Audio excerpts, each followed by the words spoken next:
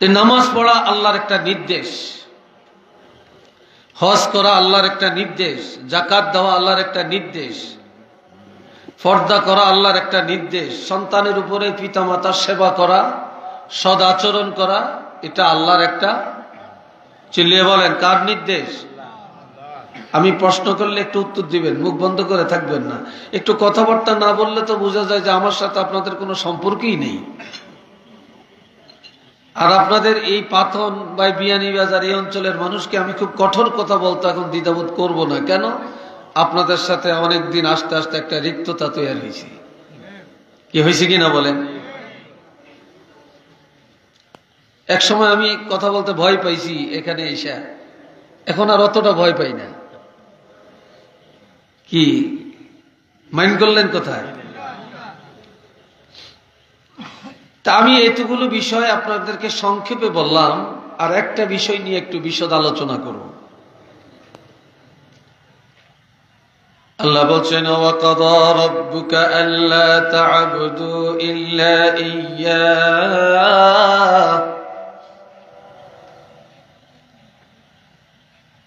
আল্লাহ তার হাবিবকে লক্ষ্য করে বলছেন, হাবিব আপনার প্রভু রব্বুল আলামিন নির্দেশ করেছেন, অর্ডার দিয়েছেন, ওসিয়ত করেছেন কি? আল্লাহ তা'বুদু ইল্লা ইয়্যাহ। হুঁশিয়ার, সাবধান,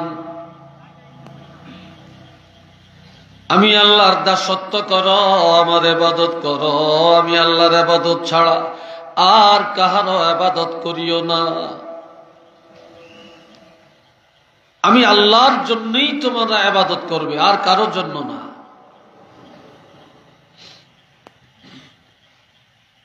এর অর্থ হলো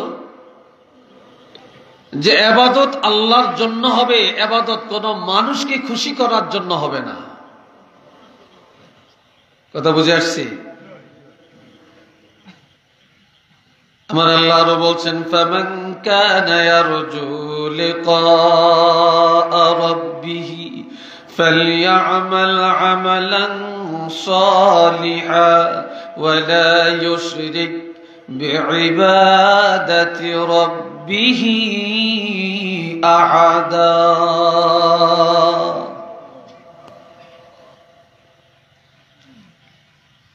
যে ব্যক্তি আল্লাহর সন্তুষ্টি কামনা করে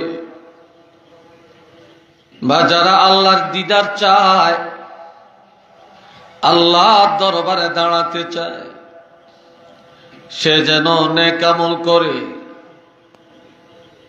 বেশি বেশি করে ইবাদত করে, আমালান সালিহা, আমলে সালেহ। আমলে সালেহ কাকে বলা হয়? মন গড়া কোনো আমল নাই, মন গড়া কারো মতে কোনো আমল নাই। আল্লাহর হাবিবের সুন্নত মোতাবেক যে আমলটা করা হয় এটার নাম আমলে সালেহ। যে আমলের মধ্যে সুন্নত নাই এটা আমলে সালেহ না, এটা নেক আমল না। যেটা নবীর তরিকা মোতাবেক হয় এটা হলো আমলে সালেহ।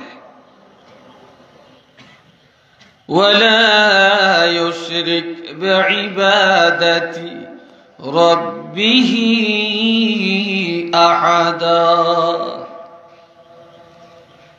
আর আমলের মধ্যে আল্লাহর সাথে কাউকে শরীক করবে না।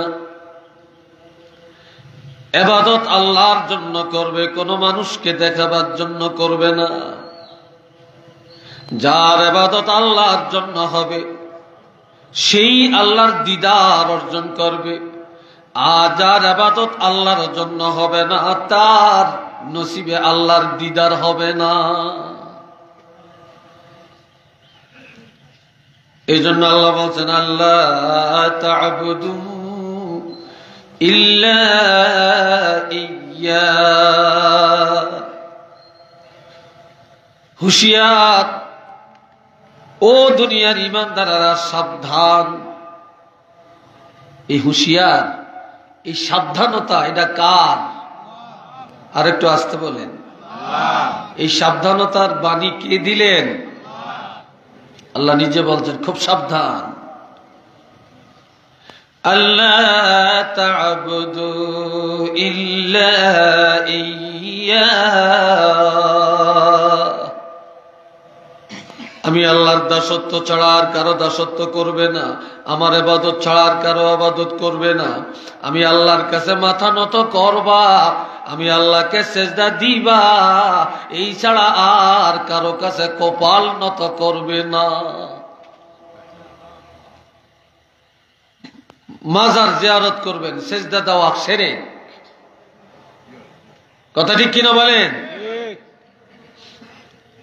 পীর সাহেবের শ্রদ্ধা করব, ওলি আল্লাহকে শ্রদ্ধা করো, কদম বুঝি করব, কিন্তু মাথা নত করে কপাল লাগাইয়া দেওয়া এটা শিরক। কি কথা ঠিক কিনা? এটা শিরক। এই কপালের মালিক কে? কোন গাছের কাছে, পীরের কাছে, ব্যক্তির কাছে, মায়ের কাছে, বাপের কাছে, মাজারের কাছে, সূর্যের কাছে, চন্দ্রের কাছে মাথা নত করা যাবে না। আমাদের কপালের মালিক আল্লাহ। যারা বলেন কে? আমাদের কপালের মালিক আল্লাহ। আর এই কপাল লাগে আল্লাহকে সিজদা করা, এটার নাম ইবাদত। আর এই কপাল আল্লাহকে ছাড়া অন্য কারো কাছে যদি লাগে, এটার নাম শিরক। ঠিক কিনা? এটার নাম শিরক।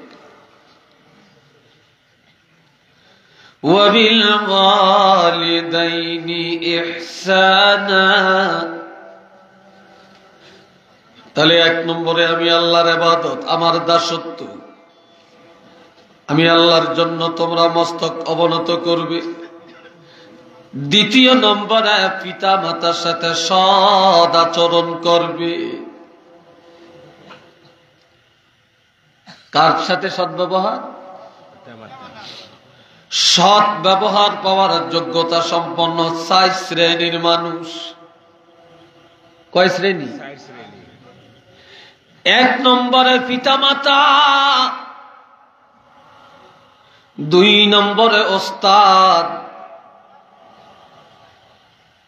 3 নম্বরে ওলি আল্লাহ, পীর বুজুর্গ, আপনার মুর্শিদ, 4 নম্বরে সাধারণ যে কোনো জনগণ, যে কোনো মুসলমান। এই জন্য একদিন বাহাজ ইবনে হাকিম, একজন, কেউ বলেন তিনি সাহাবী, কেউ বলেন তিনি তাবেঈ, কি লোকাল আছে, তিনি আল্লাহর হাবিবকে বললেন, ইয়া রাসূলুল্লাহ, মান আহাক্কু বিহুসনি সাহাবাতি, আমার কাছে সৎ ব্যবহার পাওয়ার অধিক উপযুক্ত কে? ক্বালা উম্মুকা, তোমার মা। ক্বালা সুম্মা মান, এরপরে কে? ক্বালা উম্মুকা, এরপরে তোমার মা। ক্বালা সুম্মা মান, প্রশ্ন করলেন এরপরে কে? ক্বালা উম্মুকা, তৃতীয়বার বললেন তোমার মা। ক্বালা সুম্মা মান, এরপরে কে? নবী বললেন ক্বালা আবুকা, তোমার পিতা। ক্বালা সুম্মা মান, এরপরে কে?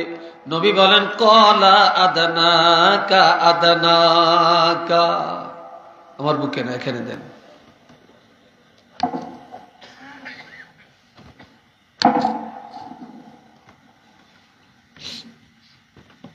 কথা বুঝে আসছে? তাহলে এখানে মায়ের কথা প্রথম নম্বরে আমার রাসূল 3 বার বললেন। এরপরে বাপের কথা বললেন। সব মিলিয়া পিতামাতা 1 নম্বরে। ঠিক কিনা? সব মিলিয়ে পিতামাতা 1 নম্বরে। এরপরে বললেন আদনাকা, আদনাকা। এই আদনাকা, আদনাকার ব্যাখ্যা হলো ওস্তাদ, এর অর্থ হলো বুজুর্গ মুর্শিদ। وبالوالدين إحسانا প্রথমে আল্লাহর ইবাদত, দ্বিতীয় নম্বরে পিতামাতার খেদমত। তাহলে পিতামাতার খেদমতটা কি ইবাদত না? এটাও ইবাদত। যেহেতু পিতামাতার খেদমতের অর্ডার, এটা আল্লাহর অর্ডার। এটা কার অর্ডার? আল্লাহর অর্ডার, এটা আল্লাহর নির্দেশ।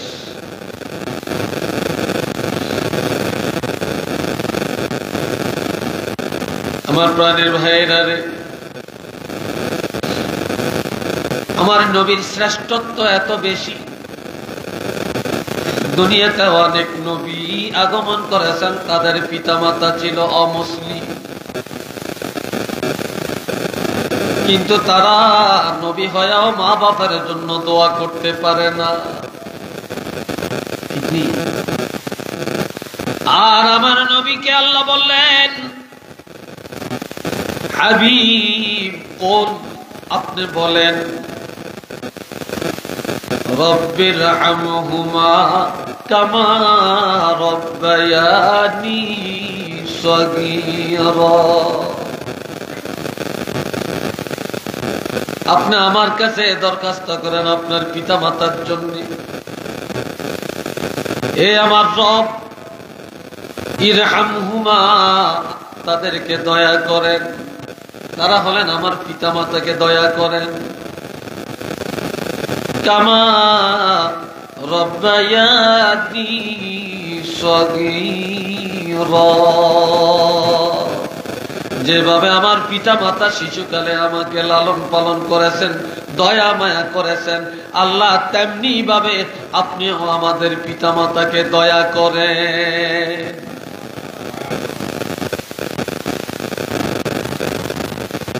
আমার নবীকে উদ্দেশ্য করে আল্লাহ আয়াত নাযিল করেন। এই আয়াতের হুকুম হলো হুকমে আম। এটা কিয়ামত পর্যন্ত সকল উম্মতের জন্য এই নির্দেশ। আল্লাহ হাবিব রাহমাতুল লিল আলামিন একদিন বৃহস্পতিবার রাত্রে চলে গেলেন জান্নাতুল বাকিতে, মদিনার জন্য দোয়া করে। সাহাবায়ে কেরাম আম্বিয়া আলাইহিমুস সালামদের জন্য দোয়া করে। হযরত আয়েশা সিদ্দিকা নবীকে তালাশ করতে করতে অন্ধকার রাত্রে গিয়ে পৌঁছলেন। গিয়ে দেখেন আমার নবী মুনাজাত করে কাঁদেন। মুনাজাত শেষ করে ঘরে আসলেন। আম্মা জান হযরত আয়েশা সিদ্দিকা বলেন, ইয়া রাসূলুল্লাহ, কি কারণে আপনি গোরস্থানে গেলেন? নবী বলেন, আয়েশা, দুইটা কারণে আমি গেলাম। ক্বালা রাসূলুল্লাহ সাল্লাল্লাহু আলাইহি ওয়াসাল্লাম, উরিজাত আলাইয়া আমালু উম্মতি। আমার উম্মতেরা পৃথিবী যে যেখানে থাকিয়া যখনই যা করে ডাইরেক্ট আল্লাহর কাছে যায় না। আমার উম্মতের আমল আগে আমার কাছে আসে। উম্মতেরা নেক আমল করলো আমার কাছে আসে, গুনাহ করলো আমার কাছে আসে, আমাকে দেখায়া এরপরে আসমানে যায়। আমার উম্মতের গুনাহ দেখলে আমার ঘুম আসে না, আর উম্মতের নেক আমল দেখলে আমি আনন্দ পাই। এ আয়েশা, যেভাবে আমার উম্মতেরা অন্যায় অত্যাচার জুলুম গুনার কাজে লিপ্ত হয়ে পড়ছে, আমার গুনাহগার উম্মতের কথা চিন্তা করে গোরস্থানে যায় আমি জিয়ারত করিয়া আমার গুনাহগার উম্মতের নাজাতের জন্য দোয়া করি। সুবহানাল্লাহ।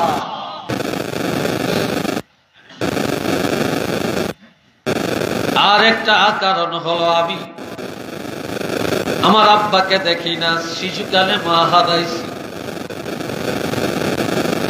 ওই আমার আব্বা আম্মার কথা মনে পড়লো। আল্লাহ আমাকে দোয়া শিখাইছেন, মা বাপের জন্য দোয়া করতে। সাহাবীর একদিন প্রশ্ন করেন, ইয়া রাসূলুল্লাহ, আপনার আব্বা আম্মা মুসলমান কিনা? নবী বললেন, ফাকাদ আসলামা, ফাকাদ আসলামা, ফাকাদ আসলামা। অবশ্যই আমার আব্বা আম্মা মুসলমান ছিলেন। এই কথা আমার নবী 3 বার বলেছিলেন। এতো মারহাবা কন্যা, আলহামদুলিল্লাহ।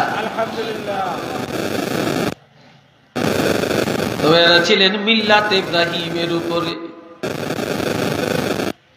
ভাই, আমি গোরস্থানে যাইয়া আমার আব্বার জন্য আর আমার আম্মার জন্য দোয়া করি, আল্লাহ পাক কবরের দরজা খুলে দিয়ে, আলমে বরজখের দরজা খুলে দিয়ে রুহানি ভাবে আমার আব্বাকে আর আমার আম্মাকে দেখাইয়া দিলেন।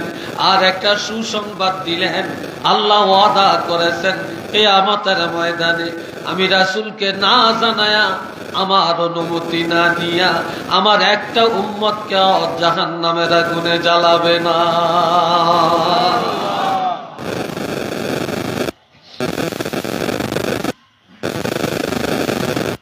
বন্ধুরা আমার,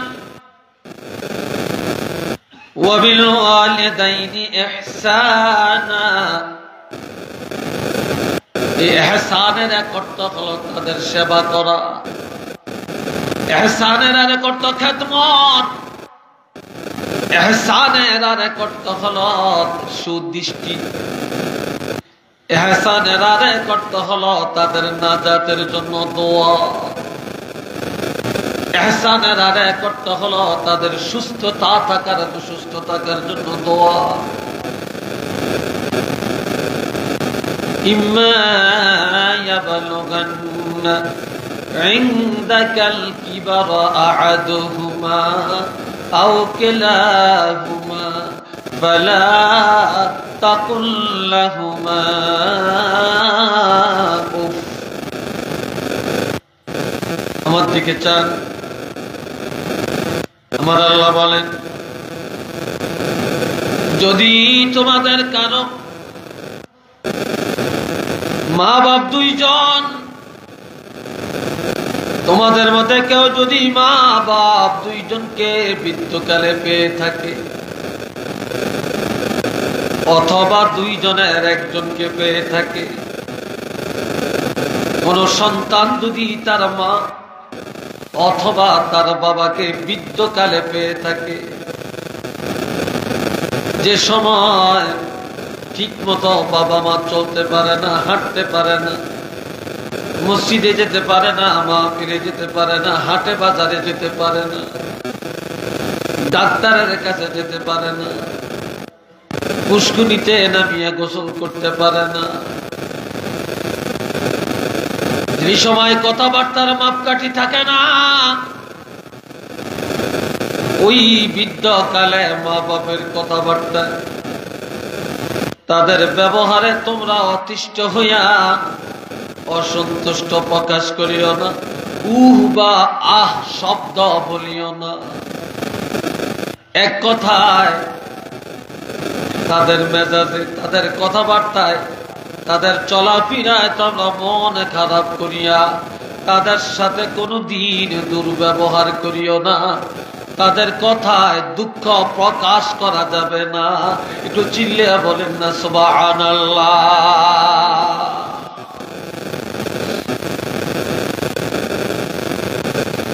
কারণ তুমি যখন ছিলা শিশু, তুমি কত বাবার কানে ধরে টানছ, কতবার নাকে আঙ্গুল দিছ, কতবার তুমি কত কাঁদছ তোমাকে হাতে ধরে নিয়ে যাওয়ার জন্য, বাজারে নিয়ে যাওয়ার জন্য, শহরে নিয়ে যাওয়ার জন্য, হুন্ডার পিছনে চড়ানোর জন্য, একটা গাড়ি কিনে দেওয়ার জন্য। কিন্তু কোনদিন শিশুকালে যতই আমরা মা বাপকে বিরক্ত করেছি, কোনদিন তারা বিরক্ত হয়ে আমাদেরকে মেরে ফেলে না, জোরে দমক দেয় না, পানিতে ফেলে দেয় না, আগুনে ছেড়ে দেয় না। আর শিশুকালে যখন যা চাইছে মা বাপ সন্তানের তা দিতে বাধ্য হয়েছে। আজ তোমার পিতা মাতা বুড়া, এখন তারা ছোট বাচ্চার মতো হবে, বাচ্চার মতো অনেক কিছু চাবে, বাচ্চাদের মতো কথা বলবে। আর এই সময় কোনদিন তোমার পিতা মাতার সাথে বিরক্ত হইয়া দুঃখ প্রকাশ করা যাবে না। তারা বুড়াকালে প্রয়োজনে যখন যা চাবে তাই তুমি দিতে বাধ্য থাকবে। উচ্চ আওয়াজে বলেন না সুবহানাল্লাহ।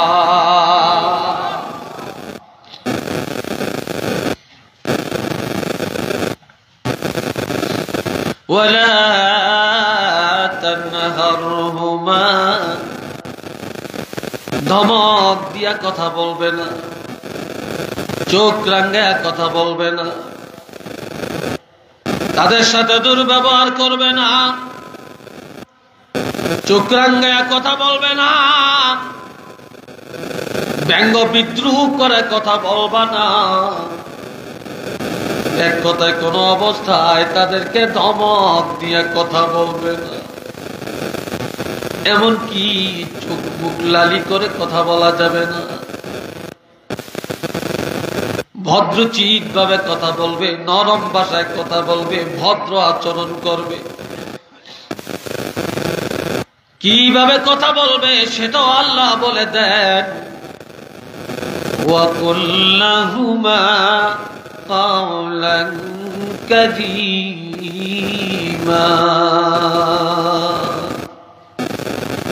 নরম নরম ভাষায় কথা বলবে, সাধু ভাষায় কথা বলবে, ভদ্রতার সাথে সম্মানের কথা বলবে।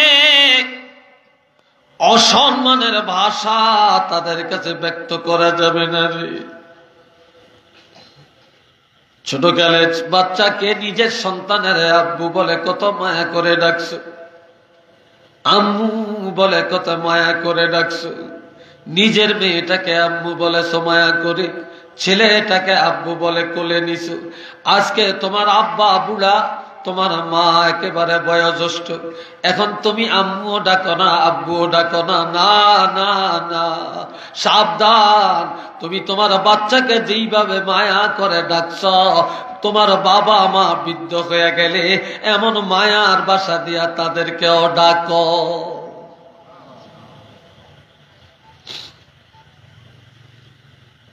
আমার প্রাণের বন্ধুরা, ওয়াকফিদ লাহুমা জানাহাজ যুল্লি মিনার রাহমা, আমার আল্লাহ বলেন যখন তারা মা বাপ যখন বড় হয়ে যাবে, তোমাদের মায়ার ডানা তাদের উপরে প্রশস্ত করে দিবে। মুরগি 10টা 20টা বাচ্চা নিয়ে যখন চলে, আর কোন শত্রু যদি দেখে মুরগি যেভাবে তার ডানা দুটা মেলে দেয়, বাচ্চাগুলা তার পাখার নিচে ডানার নিচে ঢুকে যায়। মা ডানাটা বুকের সাথে লাগায়া বাচ্চাগুলাকে তার বুকের মধ্যে জড়ায়া রাখে। কোন শত্রু বাচ্চাগুলোকে ছোঁ মেরে নিতে পারে না। এই জন্য আমার আল্লাহ বলেন, তোমাদের পিতা মাতা যখন তারা বুড়া হয়ে যাবে রে, তখন একে একে ছেড়ে দিও না। তোমরা তোমাদের মায়ার হাত বাড়াইয়া দিয়া, মায়ার ডানা বাড়াইয়া দিয়া পিতা মাতাকে তোমাদের বুকের মধ্যে জড়াইয়া রাখবে। একা একা রাস্তায় ছেড়ে দিও না, ঘরের মধ্যে একা রাখিও না, একা পুষ্করিতে যাইতে দিবে না, একা বাজারে যাইতে দিবে না। এমনকি তোমার যখনই যা প্রয়োজন ওই প্রয়োজনে পিতা মাতার পাশে থাকবে। একটু চিল্লে বলেন না সুবহানাল্লাহ।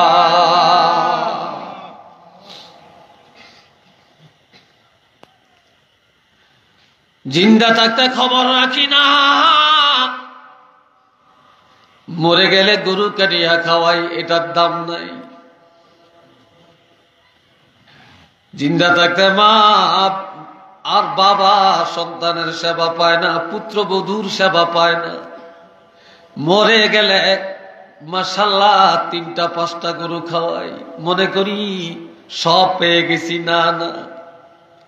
জীবিত থাকা অবস্থায় পিতা মাতার খেদমত করার মধ্যে যে ফায়দা পাওয়া যাবে, সৎ ব্যবহারের মধ্যে যে ফায়দা পাওয়া যাবে, 10 টাকার ঔষধ কিনে দিলে যে লাভ পাওয়া যাবে, 1 কেজি আঙ্গুর কিনে খাওয়াইলে যা পাওয়া যাবে, মৃত্যুর পরে আপনি যদি তাদের নামে 10টা গরু কাটিয়েও খাবান, এই ফায়দাটা পাওয়া যাবে না।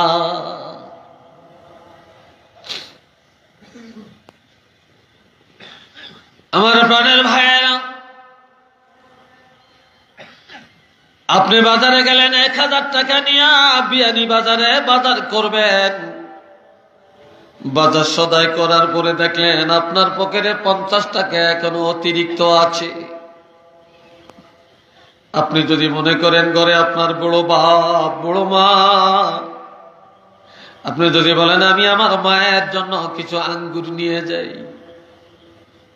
কিছু আপেল নিয়ে যাই, আমি আমার বাবার জন্য কিছু ফল নিয়ে যাই, বাড়িতে এসে একটা আঙ্গুর ধুইয়া বাবা মায়ের কাছে যদি বলেন আব্বু আম্মু শিশুকালে কত আদর করে মায়া করে খাওয়াইছো, তখন আমরা বুঝি না আজ আমি একটু আমার হাতে মায়া করে সেই শিশুকালের মতো তোমাকে খাওয়াই, তুমি খাও। ছেলে যদি অথবা সন্তান যদি মা বাপের মুখের মধ্যে বুড়াকালে ওই শিশুকালের কথা স্মরণ করে একটা আঙ্গুর খাওয়াইয়া দেয়, এই আঙ্গুরটা খাওয়াইতে দেরি, মা বাপ খুশি হইতে দেরি হবে না। আর মা বাপ খুশি হইতে দেরি হলেও আমার আল্লাহ এই সন্তানের জীবনের গুনাহ ক্ষমা করতে দেরি করবে না।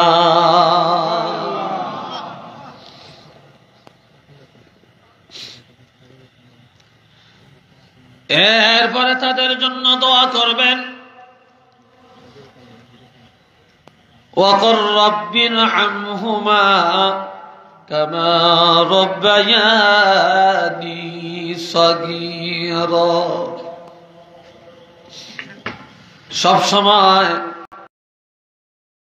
দুরূদ শরীফ নাই, এই দোয়া আল্লাহ কবুল করে না। যে দোয়ার মধ্যে মা বাপের জন্য দোয়া নাই, ওই দোয়াটাও আল্লাহ কবুল করে না। প্রত্যেক নামাজের পরে মা বাপের জন্য দোয়া করা লাগবে, প্রত্যেক মুনাজাতের মধ্যে পিতা মাতার জন্য দোয়া। আমরা যখন বুড়া হয়ে যাব, আমাদের সন্তানরাও তখন আর আমাদের জন্য দোয়া করবে না।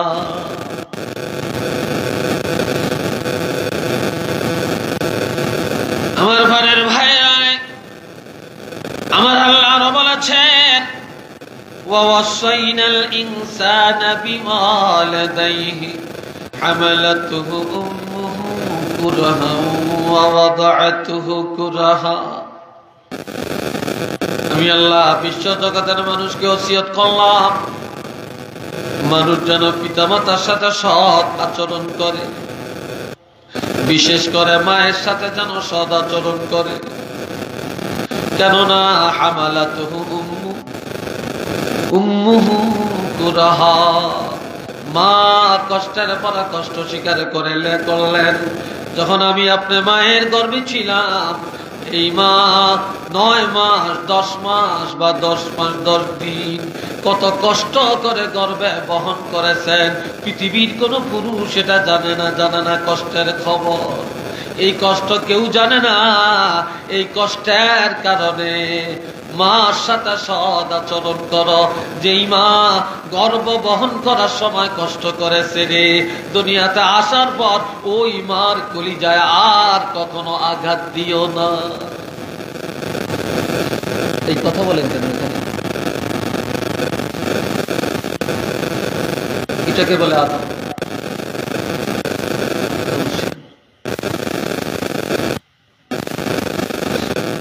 এ বন্ধুরা আমার, এরপর আমার 2 নম্বরের কষ্টটা হলো যে মা কষ্টের পর কষ্ট স্বীকার করে প্রসব বেদনার যন্ত্রণা ভোগ করেছে। ওয়াদাআতুহু উম্মুহু কুরহা, এমন কষ্ট পৃথিবীর কোন বাবা অনুভব করতে পারে না রে। যেই মা প্রসব বেদনার কষ্ট ভোগ করেছে, এমন মার কলিজায় তুমি সন্তান কখনো আর আঘাত দিতে যাইও না। 3 নম্বরে وفصاله ووصينا الإنسان بوالديه حملته أمه وهنا على وهن وفصاله في عامين যেই মা 2 বছর একটানা দুধ পান করালেন, এই সন্তানের দুধ পান করাবার জন্য খায় না, মরিচ খায় না, বাসি খায়, রাত্রে ঘুমের থেকে থেকেও সন্তানের খাওয়াইছে, নিজে না খায়া সন্তানের দুধ পান করে কান্না থামাইছে। ও দুনিয়ার মানুষ রে, যেই মা তোমাকে 2 বছর দুধ পান করালো, যে মায়ের দুধের বিকল্প পৃথিবীর জমিনে আর কোনটা নেই, আর যেই মায়ের সন্তান সবচেয়ে কম দুধ পান করেছে, তাফসীরে রুহুল মানিতে আসছে সবচেয়ে কম হলেও 9.5 মণ দুধ একটা বাচ্চা 2 বছরে পান করেছে।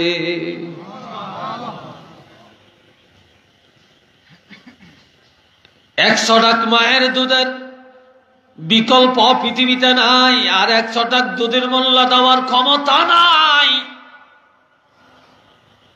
আর ওই বাবা মায়ের পিছনে 10 টাকা খরচ করে হিসাব করে, 20 টাকার ওষুধ কিনে হিসাব করে,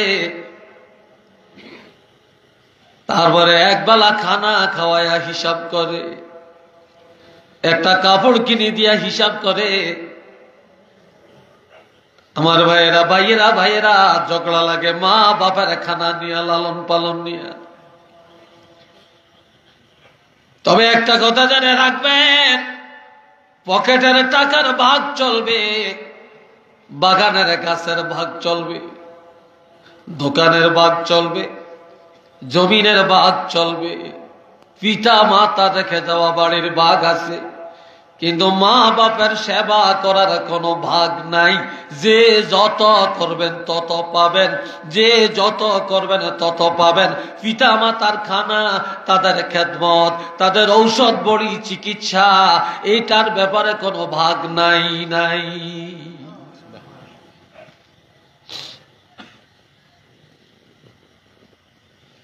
আমার ভাইরা সাহাবী জিজ্ঞেস করলেন, ইয়া রাসূলুল্লাহ,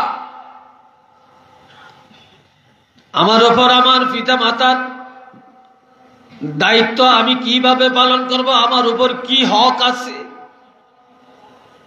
তখন আমার নবী বললেন, হুমা জান্নাতুকা ওয়া নারুকা, তারাই তোমার বেহেশত, তারাই তোমার দোজখ। মা বাপ যদি রাজি থাকে তুমি জান্নাতে যাবে, আর মা বাপ যদি বেজার হয়ে যায় তুমি জাহান্নামী। এবার তুমি চিন্তা করো কি দায়িত্ব তোমার উপরে আসছে, তুমি কিভাবে দায়িত্ব পালন করবে।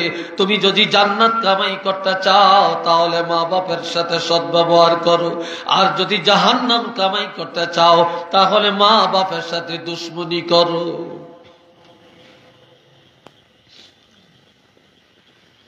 আরেক হাদিসে রাসূল বলেন, ক্বালা রাসূলুল্লাহ সাল্লাল্লাহু আলাইহি ওয়াসাল্লাম, রিদার রাব্বি ফি রিদাল ওয়ালিদাইন ওয়া সাখাতুর রাব্বি ফি সাখাতিল ওয়ালিদাইন।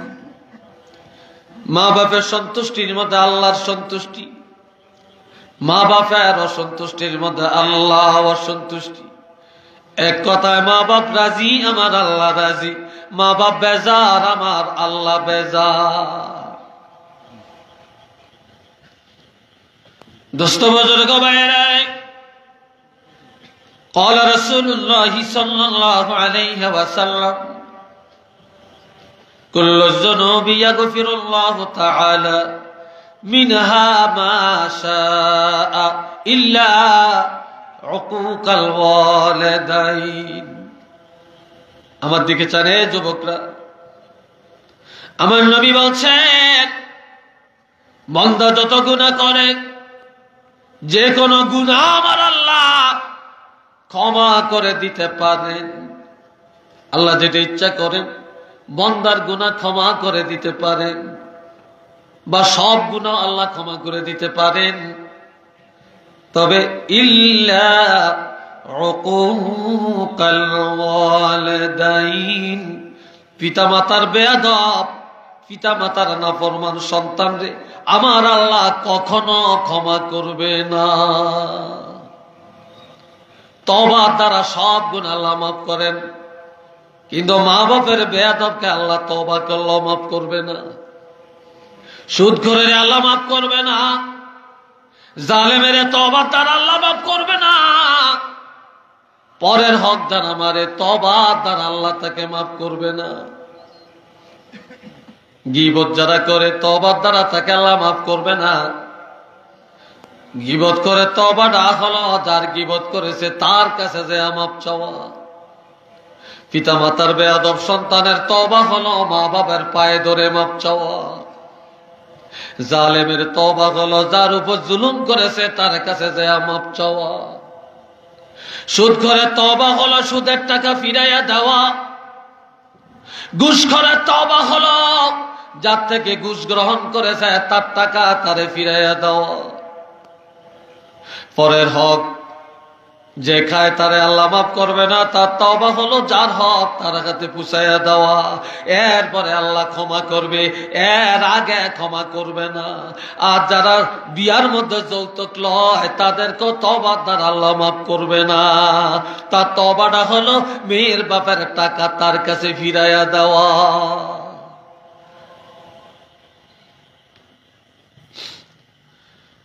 আল্লাহ আরেক হাদিসে আমার নবী বলেন, قال رسول الله صلى الله عليه وسلم يعجله لصاحبه في الحياة قبل الممات।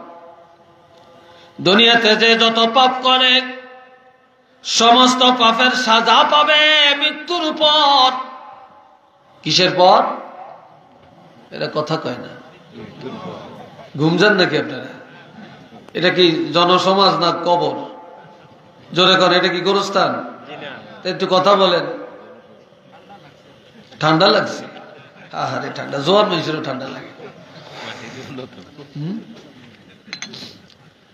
আল্লাহ বাবা জিরানে আমার যত গুনাহ সব মৃত্যুর পরে সাজা। আর আমার নবী বলেন সমস্ত পাপের শাস্তি শুরু হবে মৃত্যুর পর। আর পিতামাতার বেয়াদব সন্তানের সাজা শুরু হয়ে যাবে মৃত্যুর আগে। নাউজুবিল্লাহ বলতেন না? আর একটু আসতে বলেন। মা বাপের নাফরমান সন্তানের শাস্তিটা শুরু হবে মৃত্যুর আগে। এই জন্য হাতে ধরে পায়ে ধরে বলে যাই, মা বাপের মৃত্যুর পরেও খেদমতের দরজা খোলা। আল্লাহ হাবিব 5টা খেদমতের কথা বললেন। মা বাপের মৃত্যুর পরের খেদমত 1 নম্বরে আসসালাতু আলাইহিমা, মা বাপের নাজাতের জন্য আল্লাহর কাছে দোয়া করা। 2 নম্বরে ওয়াল ইস্তিগফারু লাহুমা, বেশি বেশি করে তাদের গুনাহ ক্ষমা চাওয়া। 3 নম্বরে ওয়া ইনফাজু আহাদিহিমা মিন বা'দিহিমা, তাদের ইন্তেকালের পর তাদের ওসিয়ত পুরা করা। 4 নম্বরে ওয়াসিলাতুর রাহিমিল্লাতী লা তুসালু ইল্লা বিহিমা, মা বাপের ইন্তেকালের পরে তাদের আত্মীয় স্বজনের সাথে সৎ ব্যবহার করা। 5 নম্বরে ওয়া ইকরামু সাদিকিহিমা, মা বাপের ইন্তেকালের পর তাদের বন্ধু বান্ধব যারা তাদের সাথে সৎ আচরণ করা, সৎ ব্যবহার করা। একটু চিল্লিয়া বলেন না সুবহানাল্লাহ।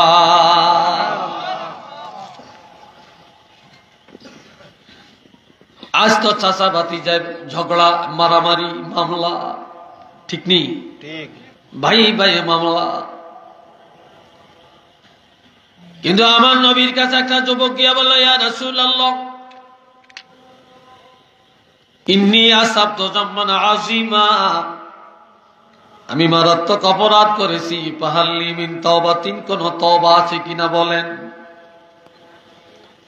নবী বলেন, হাল্লাকা মিন আবিন, যুবকরে তোমার বাপ আসেনি? ক্বালা লা, না আমার বাপ নাই। ওয়াহাল্লাকা মিন উম্মিন, তোমার মা আছে কিনা? ক্বালা লা, না আমার মাও নাই। ওয়াহাল্লাকা মিন খালাতিন, তোমার বাপ নাই, তোমার মা নাই, তবে তোমার মায়ের বোন একজন খালা আম্মা আসেনি। খালা, খালা চিনেন তো? যুবক বলে, ক্বালা নাআম, হ্যাঁ আমার একজন খালা আম্মা আছে। আল্লাহর হাবিব বললেন, যাও সলিহা, এখনই যে তুমি তোমার খালা আম্মা কয়া ডাক দাও, খালা আম্মার জন্য কিছু হাদিয়া নিয়ে যাও, খালা আম্মার কাছে দোয়া চাও। তোমার গুনাহ যত বড় হোক না কেন, তোমার মা নাই বাবা নাই, তোমার মায়ের বোন খালা আম্মা যদি তোমার জন্য দোয়া করে, আমি রাসূল ঘোষণা দিলাম আল্লাহ পাক তোমাকে ক্ষমা করে দিবে।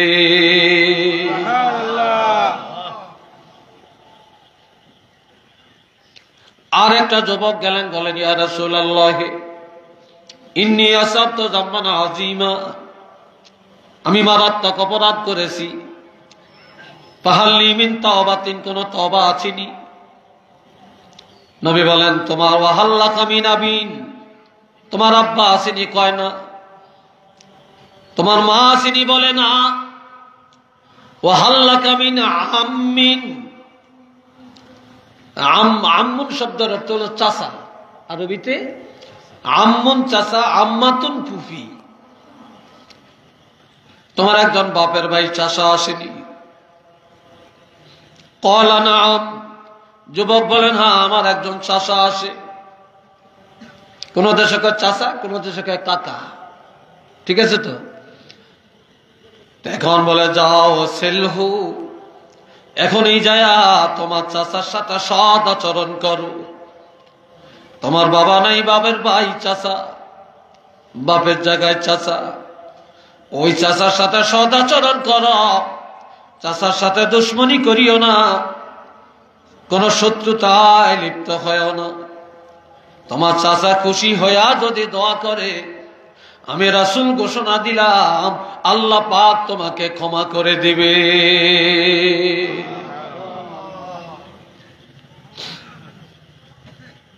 মানুষ মরে যায়, সব আমল বন্ধ হয়ে যায়, মৃত্যুর পরে কোনো আমল নাই, মৃত্যুর পরে সব আমল বন্ধ। কিন্তু তিনটা আমল বন্ধ হয় না। এক নম্বরে, ইল্লা বিন সাদাকাতিন জারিয়াতিন, সদকা জারিয়া, মসজিদ মাদ্রাসা মক্তব করলেন, সবসময় দানের হাত প্রশস্ত করলেন, আপনি মরে গেলে কিয়ামত পর্যন্ত এটার সওয়াব পাবেন। দুই নম্বরে, আও ইলমিন ইউনতাফাউ বিহি, এমন এলেম যে এলেমে উপকার দেয়, ফায়দা দান করে। আপনি এলেম শিখে যদি কিতাব লেখেন অথবা ছাত্র রেখে যান, এরা যতদিন দোয়া করবে, কিতাব পড়বে, আপনি কবরে থেকে সওয়াব পাবেন। তিন নম্বরে, আও ওয়ালাদিন সালিহিন ইয়াদউ লা, বাবাজিরা মৃত্যুর পরে যেন দোয়া করতে পারে, মৃত্যুর পর যেন জানাজা পড়তে পারে, এমন সন্তান যে বাবা মা রেখে যায়, ওই সুসন্তান নেক সন্তান যখন এই বাবা মায়ের জন্য দোয়া করবে, বাবা মা কবরে থাকিয়া সেই দোয়াটা পাবে। সন্তানের দোয়ার কারণে তাদের কবর আল্লাহ জান্নাতের বাগান বানাইয়া দিবে।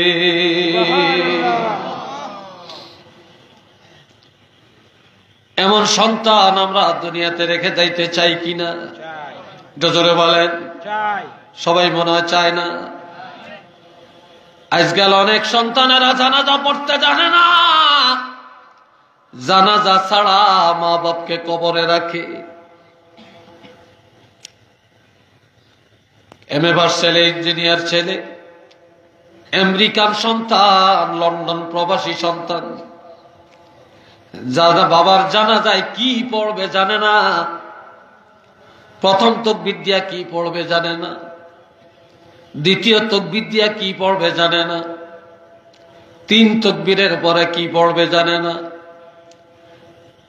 চতুর্থ তাকবীরটা কখন দিবে জানে না।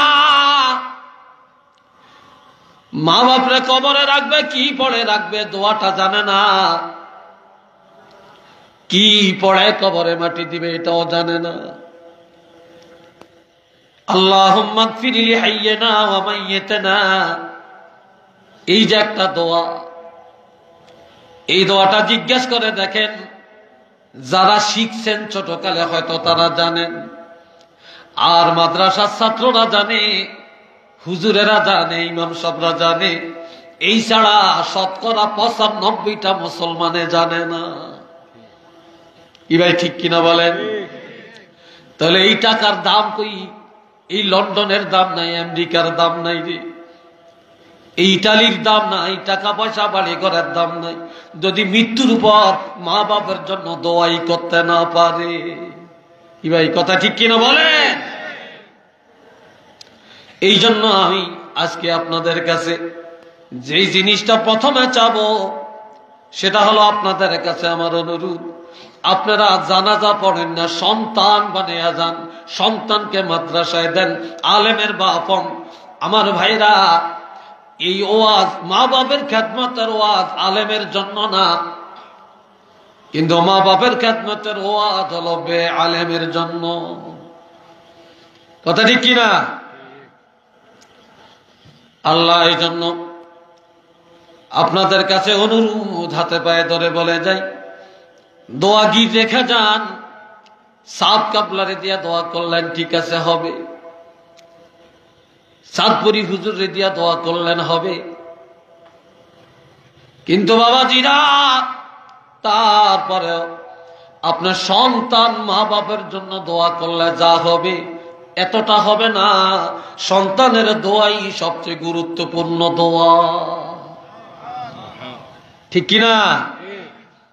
এই জন্য আপনাদের কাছে আমি একটু আবদার করে যেতে চাই, এই মাদ্রাসা থাকার কারণে এই মাহফিল, আপনাদের এই মাদ্রাসা, আপনাদের সন্তানেরা লেখাপড়া করে, আপনাদের সন্তানগুলো লেখাপড়া করে, আপনাদের ভাই ভাতিজা পড়ে। আর আল্লাহর হাবিব বলেন, ইজা মাররা আলা কারিয়াতিন ইন্নাল আলেমা আও মুতাআল্লিমা, কোন আলেম অথবা কোন এলাকায় মাদ্রাসা হলে ওই মাদ্রাসার তালিবুল ইলমগুলা যখন এলাকায় বিচরণ করে, ঘোরাফেরা করে, ইউরফাউ আনহু আযাবুল কবর 40 ইয়াওমা, 40 দিনের জন্য ওই এলাকার আযাব বন্ধ হয়ে যায়।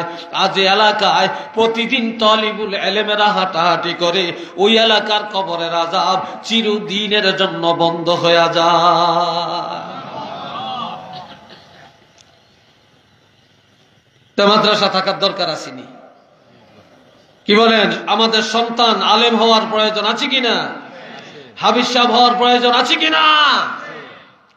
আল্লাহ কবুল করুক, বলেন আমিন। থেকে আছেন, আমি আপনাদেরকে নিয়ে একটু দোয়া করব। মাদ্রাসার জন্য নগদ 5,000 টাকা দিবেন, 1,000 টাকা দিবেন, 500 টাকা দিবেন, 2,000 টাকা দিবেন, একটু আমার হাতে পুছাইয়া দেন। আমি দেখি কারা কারা মা বাবার জন্য একটু দোয়া চান, কারা কারা মা বাপের জন্য দোয়া চাবেন। 5,000 টাকা করে, 10,000 টাকা করে মা বাপের নামে দান করবেন মাদ্রাসার জন্য। আর নগদ 1,000, 2,000, 5,000 যে যা দিবেন 5-7 মিনিটের মধ্যে দেন। কই একজন একজন করে দেন। আবুল আহমদ 5,000 টাকা। মাশাআল্লাহ।